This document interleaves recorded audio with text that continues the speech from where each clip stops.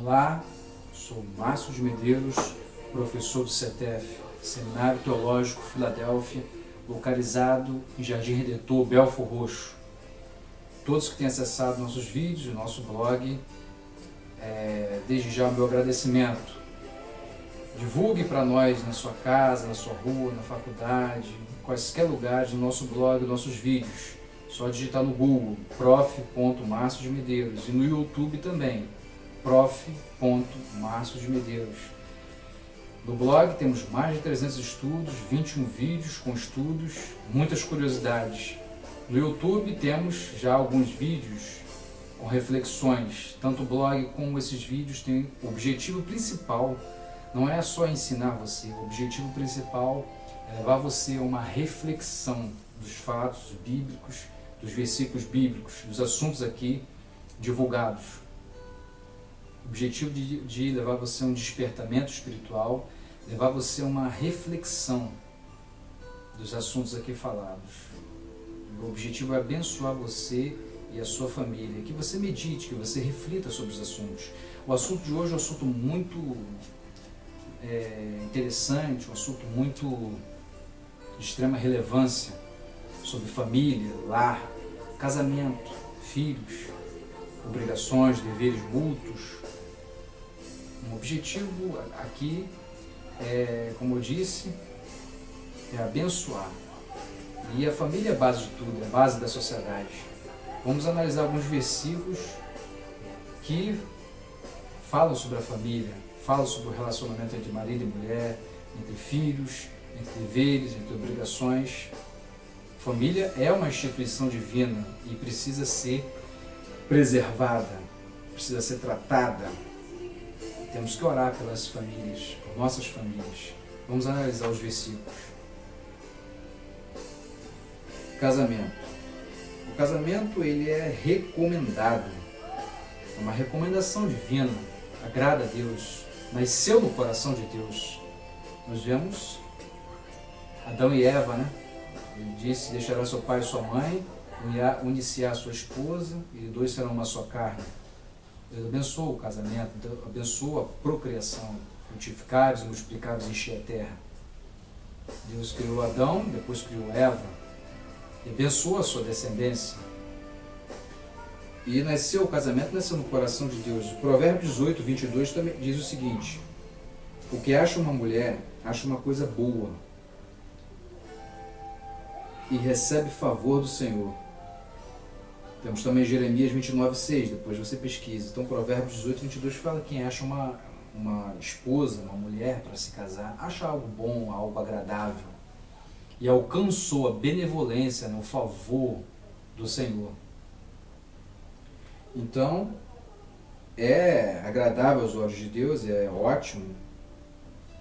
Você, da vontade de Deus, você arrumar uma esposa, se casar, o relacionamento entre homem e mulher, entre marido e esposa, um casamento no papel, um casamento legitimado pelos homens e legitimado por Deus, pelas leis humanas, e pela lei de Deus, e oficializado também, divulgado na igreja, no religioso também é muito importante também. E 1 Timóteo 3,12, os diáconos, olha as obrigações, os diáconos sejam maridos de uma só mulher, e governe bem seus filhos e suas próprias casas. Na Bíblia, diácono, a palavra significa servo. Diácono significa servo, aquele que serve, aquele que ajuda, um servente. Dizem que essa palavra originou a palavra garçom, que era para servir, servir as mesas lá de Atos. No início de Atos, a instituição dos diáconos eram servos, pessoas para servir. Então os diáconos, eu também sou um diácono, não oficializado, ainda não sou, mas todo servo, toda serva é um diácono, uma diaconisa, porque serve a Deus direto ou indiretamente. A igreja toda é uma diaconia, um serviço, são diáconos e diaconisas, oficiais ou não oficiais, mas acabam sendo, porque são servos. Diácono é servo que presta um serviço. Aqui os diáconos sejam maridos de uma só mulher, uma só mulher, a monogamia, o governo o padrão divino é monogâmico, né? Um só casamento, uma só esposa. E tem que ser uma união estável, uma união firme, indissolúvel, eterna, até que a morte os separe. Não é? Até que a morte os separe. Na alegria, na tristeza, na doença, e etc. Em todos os momentos. E governe seus filhos e suas próprias casas, ou seja, tem autoridade, né, no lar, porque o homem é o sacerdote do lar, biblicamente falando. A mulher é sacerdotisa, o homem é o rei, a mulher é a rainha, os filhos são príncipes, o homem é a autoridade máxima da casa. A mulher, segundo a Bíblia, segundo a palavra de Deus, ela tem que ser submissa ao marido, a uma hierarquia, assim como a igreja é submissa a Cristo, tem sua autonomia, mas deve obediência e submissão ao Senhor e a Roshua Hamashia, ao Senhor Jesus. Então, vemos aqui que governe bem as suas casas. Né? 1 Timóteo 5,14. Quero, pois, que as mais novas se casem, tenham filhos, sejam boas donas de casa, e não deem ocasião ao adversário maldizer. Que fala, quero que as mais novas, né, as meninas, né, se casem. Orientação bíblica. Tenham filhos, né, procriação. Sejam boas donas de casa, ou seja, respeite seu marido, cuide do seu lar, limpe sua casa, faça suas tarefas domésticas em paz e harmonia, não é verdade? E não dê ocasião ao adversário de maldizer, ou seja, se a mulher não cumpre o seu papel dentro de casa, os afazeres domésticos, ela não está sendo uma boa esposa, perdão. E aqui fala, para não dê ocasião ao adversário de maldizer, porque o adversário vai ter uma certa, entre aspas, legalidade para falar algo de você, porque não está cuidando do lar. E isso é uma recomendação bíblica.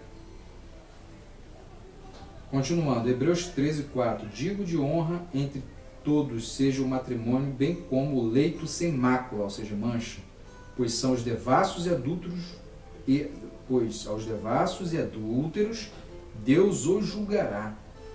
Digno, né, de honra, ou seja, proveitoso, legal, é 10.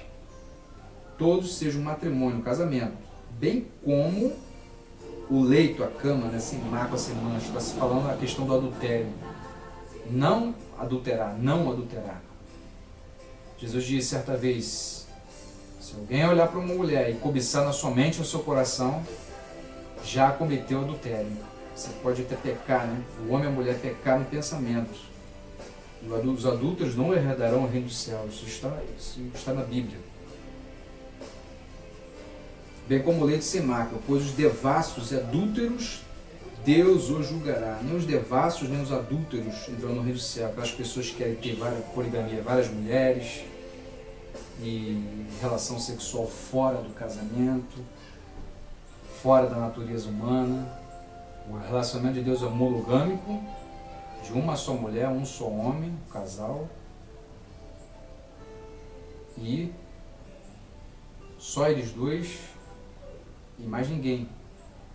Até que a morte os separe. Esse é o plano de Deus, é o desejo de Deus. Né? Passou disso é devassidão, é adultério ou fornicação. Aqui nós vemos aqui as suas obrigações solenes, né, do casal. Gênesis 2:24. Portanto, deixará o homem a seu pai e a sua mãe, e unir-se-á a sua mulher, e serão os dois uma só carne. Casou, separa do pai e da mãe. Rompe, entre aspas, o cordão umbilical. Não vai deixar de ter boas relações, bons relacionamentos interpessoais. Né? Suas relações interpessoais com o pai e com a mãe e com a família devem ser relações boas. Porém, o casal tem a sua privacidade, a sua autonomia. É uma nova família que está se formando, com novos conceitos, independente. Casou, sua família, sua esposa, seu esposo, os filhos que aparecerem. Ambos só devem obediência a Deus. Casou, deixará, né? Romper os laços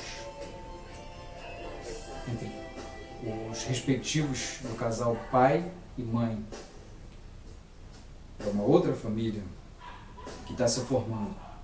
Mateus unir-se-á uma mulher e serão dos dois uma só carne, ou seja, é uma só carne.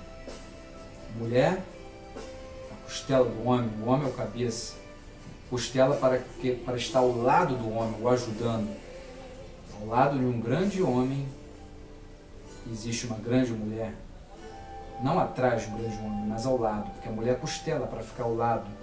Jesus disse, Deus, o Eterno, disse o quê? No Antigo Testamento lá, que far-lhe-ei uma adjuntura, não é bom que o homem viva só, far-lhe-ei, né, vou fazer uma adjuntora para que auxilie, adjuntura, auxiliadora, a mulher é uma auxiliar, que tem que estar ao lado, submissa, em amor, assim como a igreja é submissa a Cristo. Está ao lado do homem, ou auxiliando em sua vida, em seu ministério, no lar, etc. Esse é o plano bíblico, né? A mulher adjuntora. Mateus 5,32. Eu, porém, vos digo que qualquer que repudiar sua mulher, a não ser por causa de infidelidade conjugal, faz que ela cometa adultério. E aquele que casar com a repudiada, comete adultério. Marcos 10,7 também. Além de Mateus 5,32. Aqui diz que aquele que se separar de uma mulher, ou vice-versa, a mulher se separar do homem, e ambos se casarem, ambos, os dois, cometem adultério. Quem se casar com a divorciada, com a repudiada, comete adultério. E a mulher que casar com o homem repudiado, divorciado, comete adultério. A não ser, com a exceção do caso de adultério, de infidelidade conjugal. Mas o plano de Deus é a restauração. O plano de Deus é que a pessoa viva uma vida abundante, um casamento abundante, de amor, de paz, de perdão, de harmonia. E a vontade de Deus é que não se separem. A vontade de Deus é que o casal não se divorcie, não se separe. A separação não é de Deus. Deus pode restaurar todas as coisas. Basta nós crermos e fazermos por onde? Dar lugar ao Espírito Santo para ele trabalhar, dar lugar à palavra de Deus. O casamento é uma instituição divina e a base de tudo, a família é a base de tudo, da sociedade. Foi instituída por Deus, é um sustentáculo, podemos dizer assim, um baluarte da sociedade, abaixo de Deus. Vamos continuar aqui. Que aqui a pessoa que se separar, a não ser em caso de adultério, comete adultério. Quem se casar com ela e casar com os dois divorciados, os dois repudiados, os dois separados, ambos, respectivamente, cometem adultério. Tanto o outro homem quanto a outra mulher. Também, porque é algo para Deus indissolúvel. Né? O casamento é algo indissolúvel, algo que tem que ser até a morte. Marcos 10,9. Portanto, o que Deus ajuntou, não o separe o homem. Que Deus ajuntou, não separe o homem. Casamento até a morte. No céu serão como anjos. Jesus explicou também sobre isso. Serão os dois como anjos. Casamento é até a morte. Romanos 7,2. Por exemplo, a mulher que está sujeita ao marido, enquanto ele viver, está ligada a ele para a lei. Mas morto, o marido está livre da lei. O marido está livre da lei do marido.